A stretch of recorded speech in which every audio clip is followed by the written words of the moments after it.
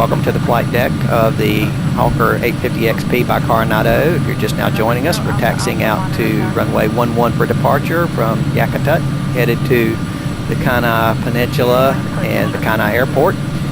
And we are going to take a left right here and slow down and stop and do our before takeoff checklist.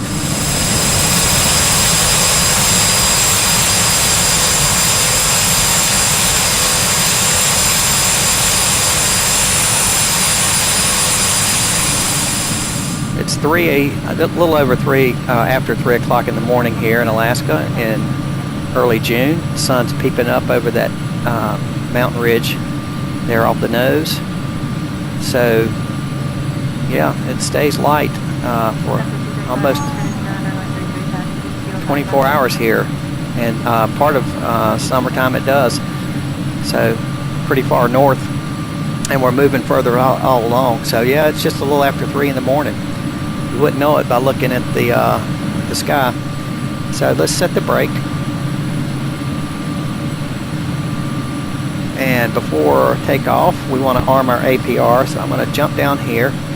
Here's the APR. I also want to be sure we got the cut on and arm our thrust reversers. So they're armed.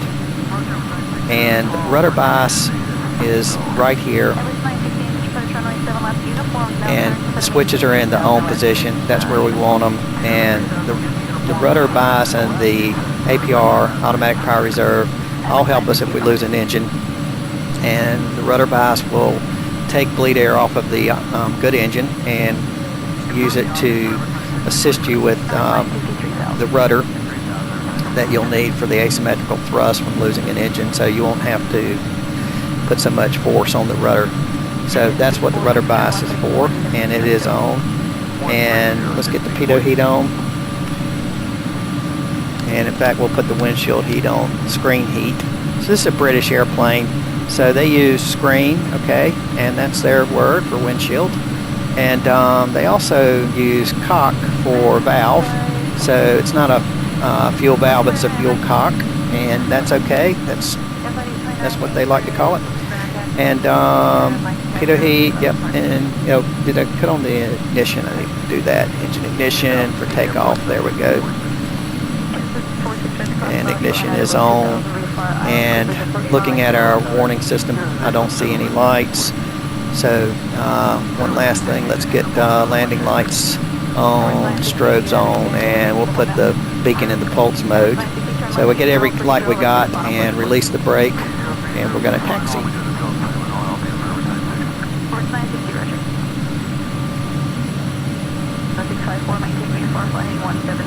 Just have to back taxi a little bit here.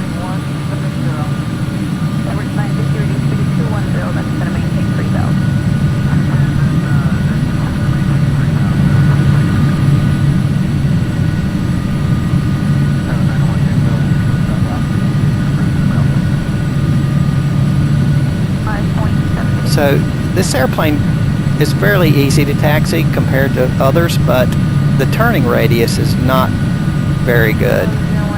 And I don't think that's an accurate model. I could be wrong, but it takes about as much room to turn this airplane around as it does a much larger jet. And so when I get to the end of the runway here and I need to turn around, I really need about all the width of the runway we've got here.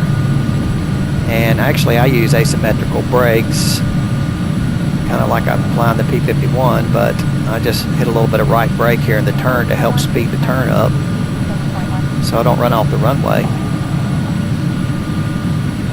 But that also slows me up. So we'll get lined up here. And taking off in this airplane, there's a couple of tricks that I've learned. Not easily, but I have learned them.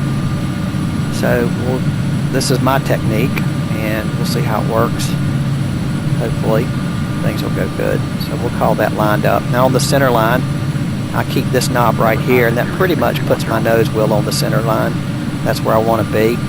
And since we've already dialed our altitude up there, it's put us in out select mode, and I need to cancel that and cancel the altitude mode altogether, and let's bring pitch in. So I'm going to bring that, you can see the flight director bars moving up. I've not engaged the flight director, but there's the bars, they're on there, so I guess it's just got a mind of its own. So bring it up to 10 degrees or so for nose for pitch, and that's what mode we're in. It doesn't tell me that, but I just know we are because I've done this before. So the other thing we can do is come to our heading and let's sync it up. There's our heading bug there, and we'll go into heading mode. So there we go. And yeah, so let's see, we're going to be flying back up.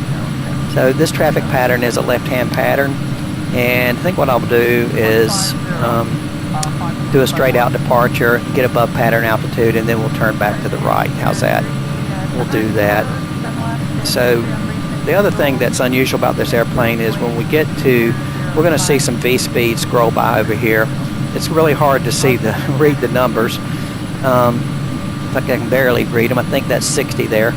But the V-speeds are up there, and so I'll know from that when it's time to pull the nose up. And when it is time to pull the nose up, this is a unique characteristic of a HAWKER, is you need to bring the yoke pretty much all the way back. And then the nose will begin to come up. It takes it a couple seconds, but it'll come up. And then once it starts coming up, then you can release the back pressure and fly normal. So that's just an unusual characteristic of HAWKER. They say that the flight controls feel like they're on a rubber band almost. So anyway, it's not fly-by-wire per se. It has direct links to the elevator. So there we go. We're going to go ahead and bring our power up to about 40%. Stabilize it. Check our gauges. Fuel flow. Cautions, and then we'll go ahead and release the brakes, add the power, and we can put the power all the way full forward. The digital engine computer will take care of setting that for us so we can focus on flying the airplane. There's 60 knots. There's 80 knots.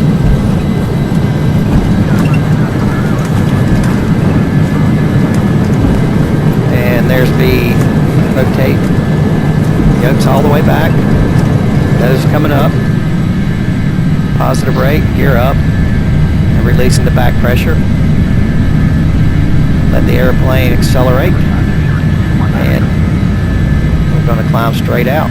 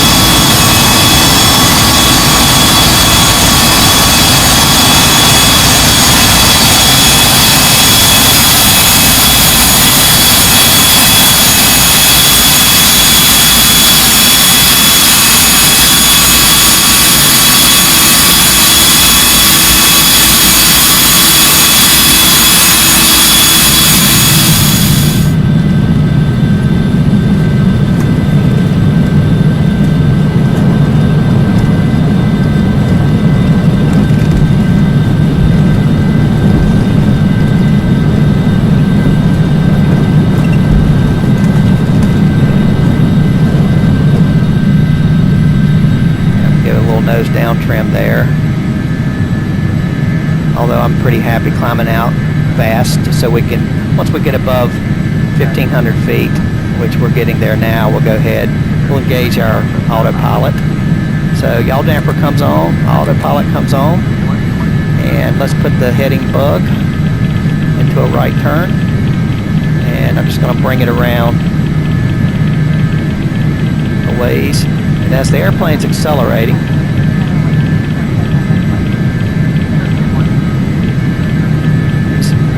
kind of watching the nose dipping there.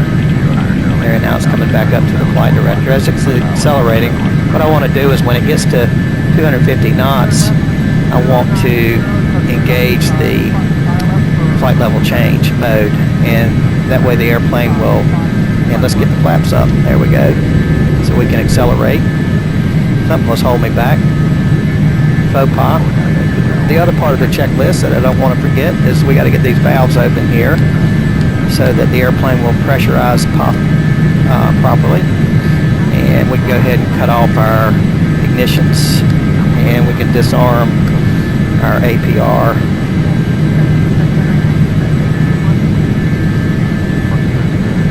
And we're going through 230 knots. So what I want to do, get turned on course here, get up to about 250 is engage flight level change. Let's go ahead and engage the nav mode, and we'll intercept our course, be on our way. Say goodbye to Yakutat.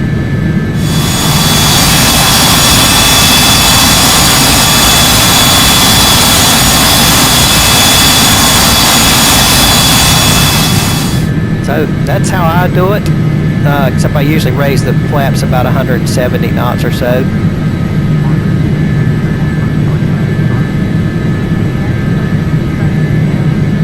And now we'll go ahead and engage the flight level change mode, and we should go ahead then and start picking up a little bit more climb rate, and we'll hold that hopefully about that 250 knots with the pitch.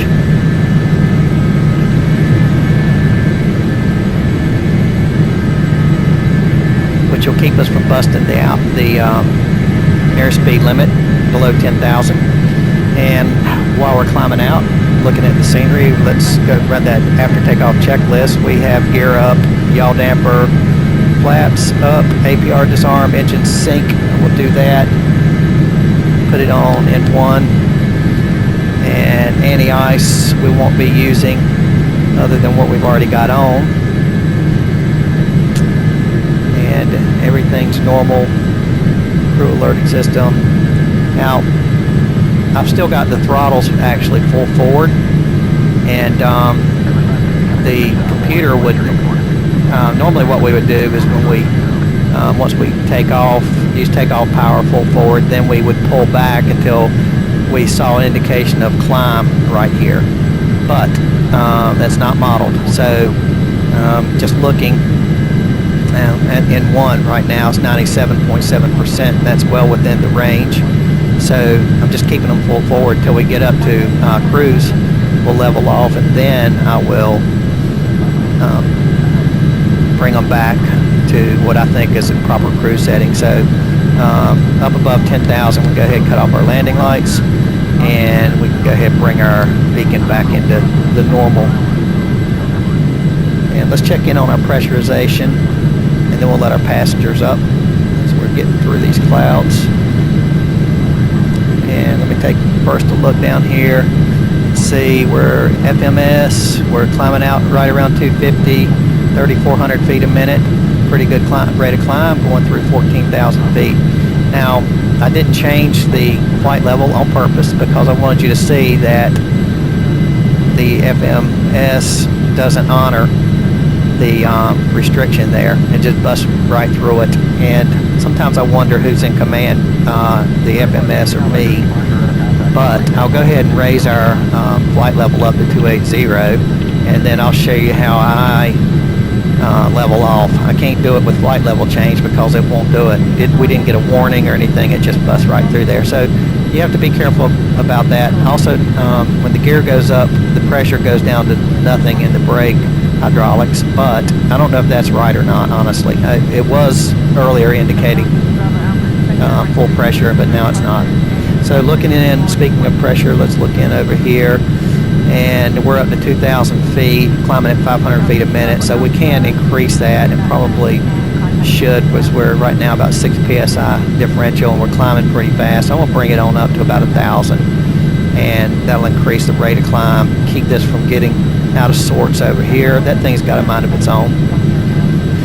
And we're on the way to Kenai.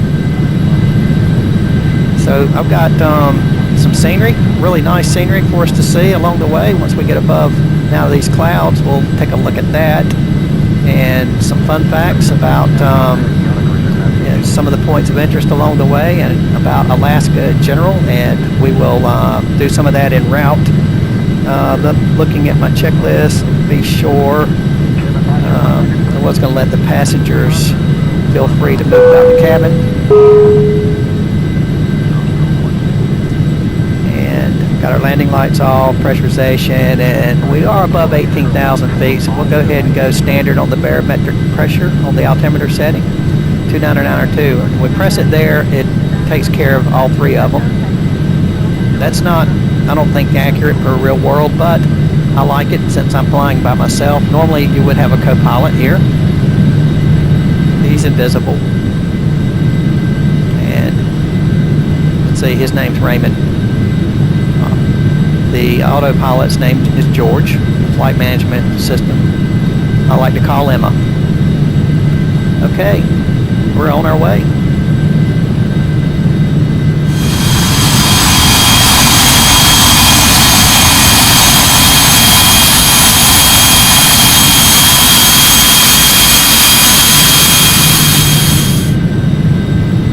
So we'll go ahead and talk about how to level off in this airplane, and this is the technique that I use, one of several that I've tried, and it does seem to work okay, but you do have to be on your toes. So we're coming up through 25,000 feet, and we're still maintaining pretty close to the airspeed that we were using when we engaged flight level change. So that worked out real well, and that's not a bad way to climb in the airplane. So you know that you're going to maintain a good rate of climb. Now you can a good airspeed, forward airspeed, but you could always use vertical speed mode as well, and that's a simple way to do it. Just change the rate of climb depending on what you want your airspeed. So right now, since we're above 10,000, we could be doing a lot more than 250 knots and climbing much slower. But what we'll do, so we'll go ahead and do that now. We're at, let me get down here so I can see it. We're at 2,400 feet a minute, and going through 27,000 feet, we got to get our nose down. I didn't want to bust that altitude, so we'll use that to bring it down.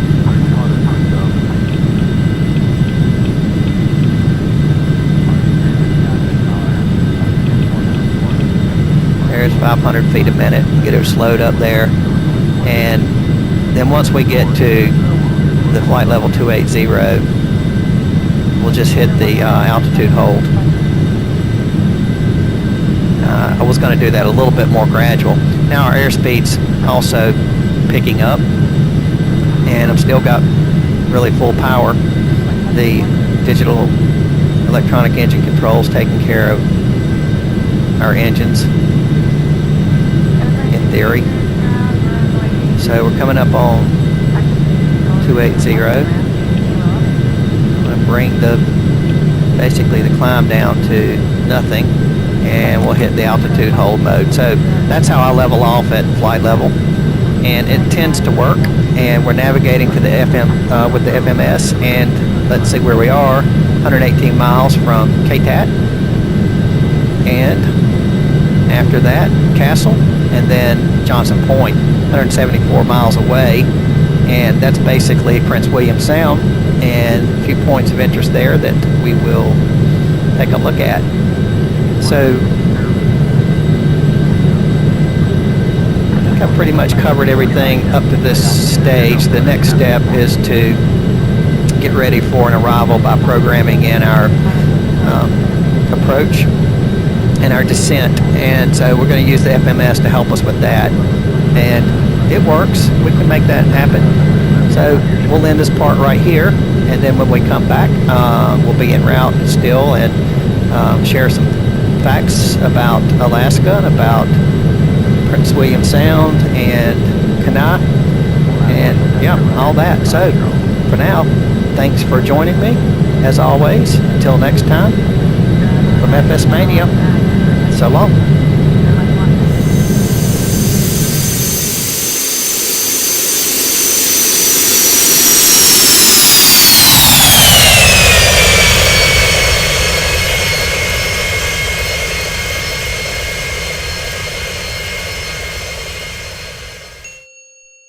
547 Heavy, descend and maintain 3000.